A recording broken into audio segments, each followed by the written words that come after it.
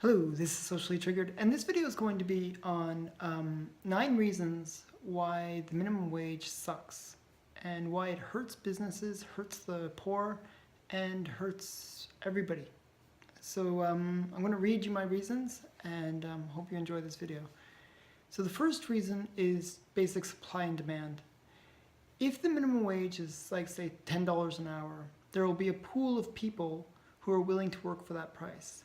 When you raise the price of the minimum wage, well, then a larger pool of people will be applying for that position because more people will be attracted to it. It's just like if you offer a job at $10 and all of a sudden it goes up to $15, well, more people are going to say, hey, I'd be willing to work for $15. So the pool of people increases. So just imagine now more demand for that job. Well, like anything else, more demand makes it harder to get that job. So the second reason is the poorest people, because the reason they're poor is they generally don't have the skills. So they don't have skills, they don't have experience, so it's very hard for them to get a job, get a good paying job. So by increasing the minimum wage, now you're increasing the number of people that are applying for that job, and basically you're pricing them out of the market because an employer will basically say, well, I can now get a bigger pool of people and I can select the best out of that pool of people. Well, the ones with the least amount of skills will be the ones first not selected for the job. So I remember as a kid, actually, I felt this myself. I experienced this. I lived in a community where it was like 30% unemployment rate. It's an insanely bad area to live. And I tried to get a job working at McDonald's. And when they increased the minimum wage, it was impossible to get that job. You actually had to have a university degree in order to get a McDonald's job. That was the basic requirement. It was like, well, I didn't have a university degree. I was like, 16, 17 at the time. I didn't have the basic requirement to get a minimum wage job. So that's what can happen when you increase the minimum wage. It just makes it very, very competitive to get those jobs. Also, with the minimum wage, my third point is about the first job. And when I applied to work at McDonald's, that was going to be my first job. I was really looking forward to having a job and getting that experience just working. Most jobs are not minimum wage jobs.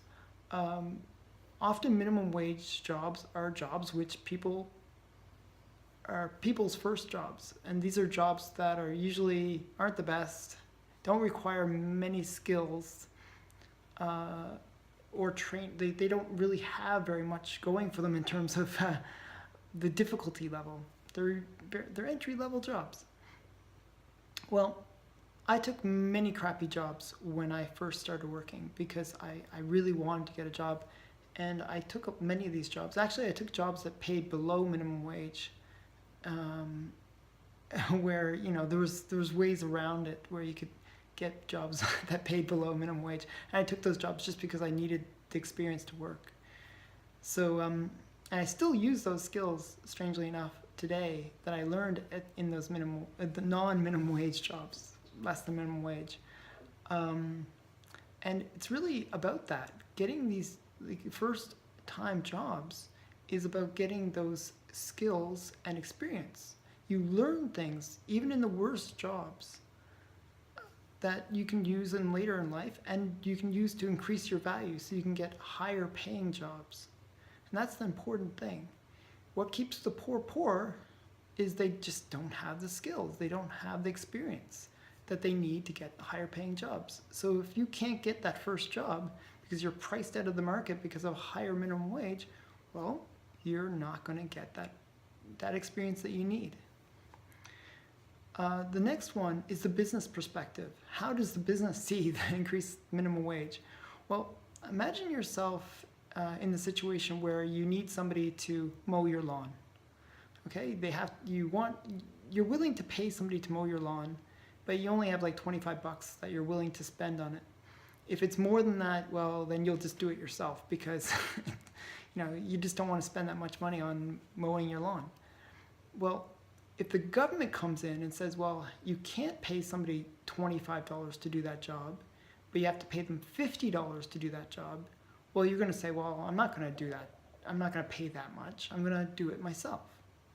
And that's the way businesses think too. As the cost of labor goes up beyond the value that labor can generate, well, the businesses just say, well, why do something where we're going to lose money on it? So they'll just cut the job.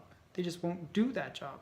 Or they'll find other people to make that part of their job set, where they actually have to do more work to compensate for the work that is now not being done by somebody that they could have hired. In Ontario, where I'm from, they raised the minimum wage to $14, almost $15. They're going to raise it to actually $15, but it was stopped by the current government. And when they did that, when they raised the minimum wage, they raised it like $2. It killed 200,000 jobs. That's the impact that a simple change in the minimum wage can have, where companies will just say, well, we can't afford that, so they'll just kill the jobs. So this is how the companies see it. That's one thing that people don't understand, that businesses have to make money, and if they can't make money, well, why bother? So the next one is automation. This is my fifth reason why I hate the minimum wage. Automation is inevitable. Companies are always trying to find ways to reduce their costs, reduce the labor costs, and find ways that they can automate simple tasks. Ever since the Industrial Revolution, well, it's really been about automating.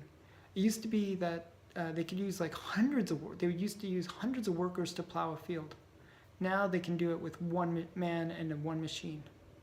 And they thought at the time, one of the things that actually made Marx kind of popular was he said, well, with all this industrial revolution, jobs are going to disappear because we don't need to hire this many people anymore because it's all automated.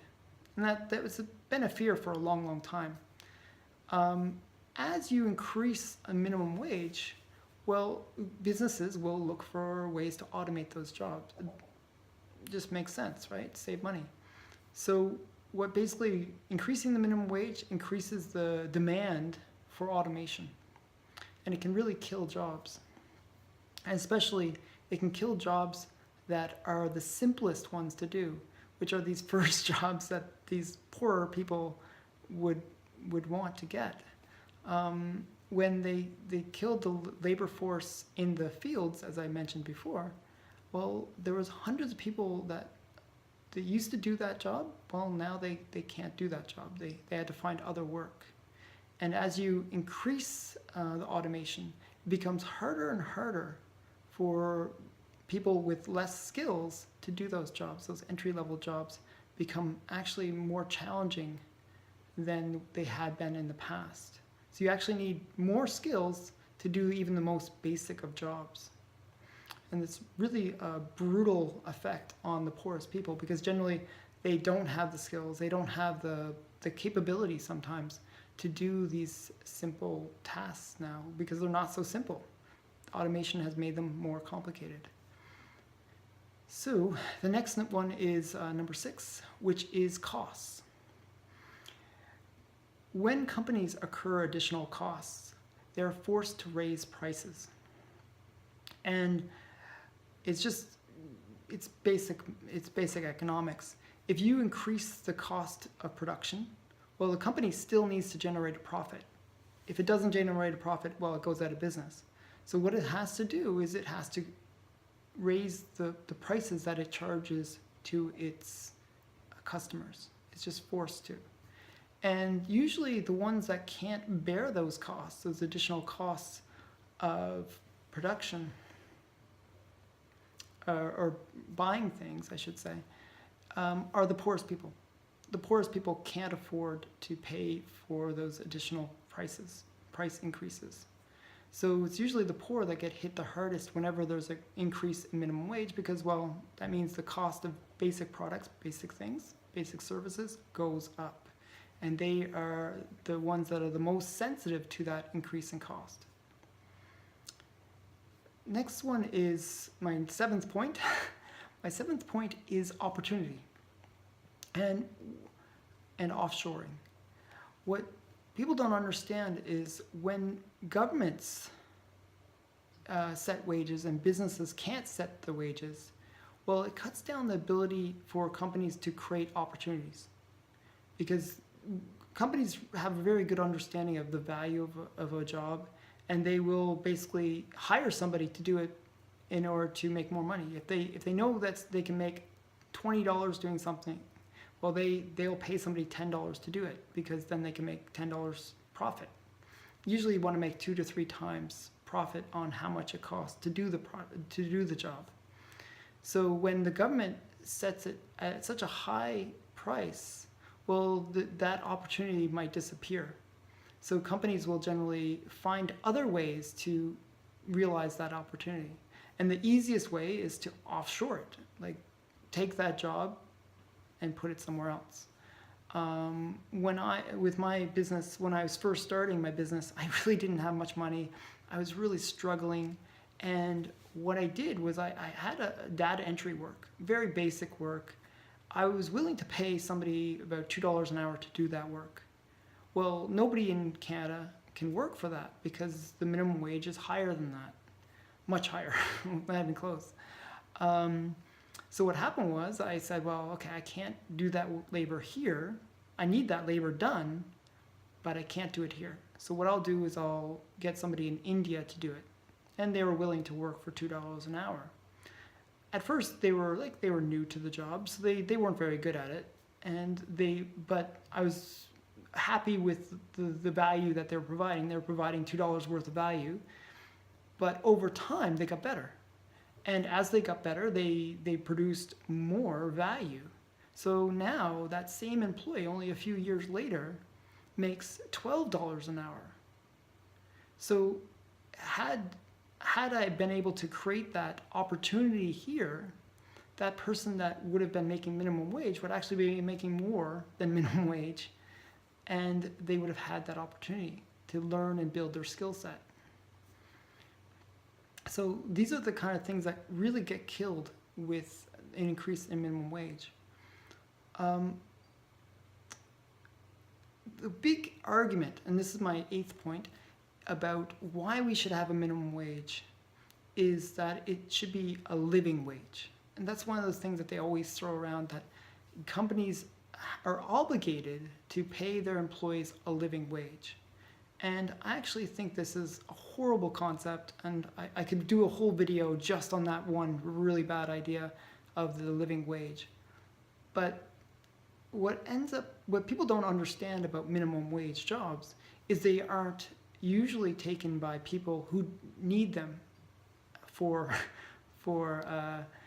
living on. They don't need them as a living wage, because generally it's usually the students or maybe a second person from a household who's taking those jobs, or sometimes it's the elderly that use the money as an offset to their pensions.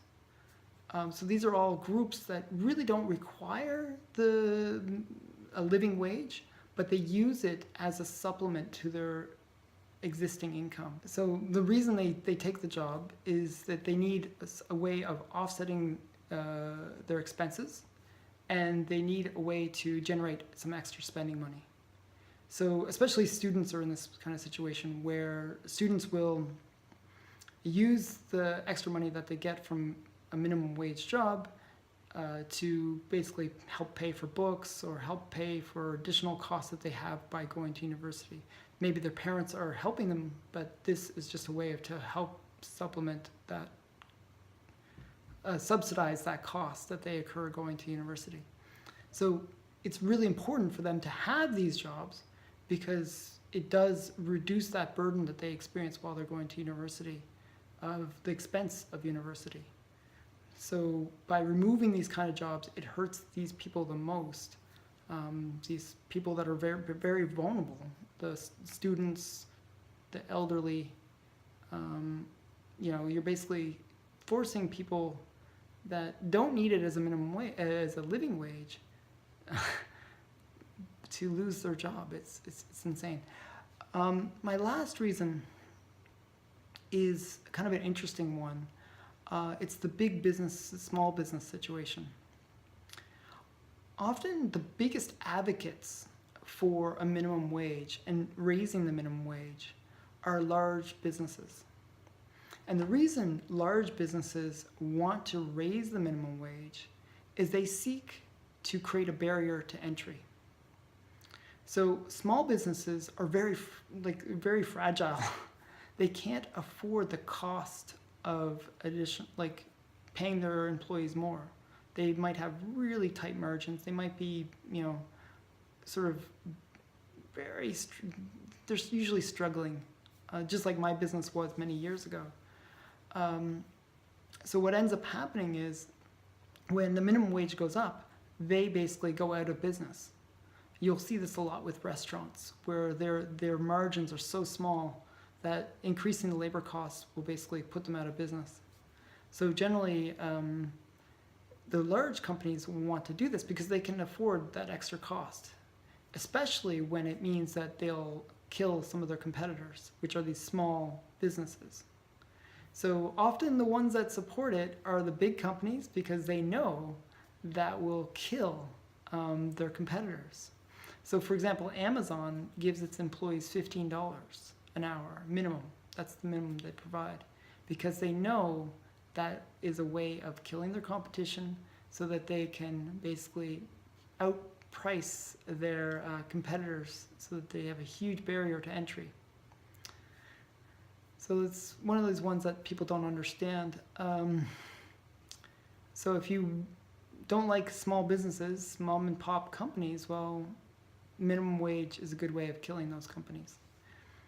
So in summary, minimum wage hurts businesses, small and big, and it hurts job seekers, especially the poorest of those job seekers. And it really hurts the poor directly, either through the increase of costs of goods or by preventing them from getting jobs. One thing that the minimum wage does is it helps to keep the poor poor. So these are my 9 points of why I hate the minimum wage. I hope you enjoyed this video. Please check out my other videos. Actually, I did a previous video on this, but I'm trying to come up with more points to really strengthen my argument. And I hope you enjoyed the video. Thanks. Please subscribe, comment, and do all those wonderful things for me. Bye.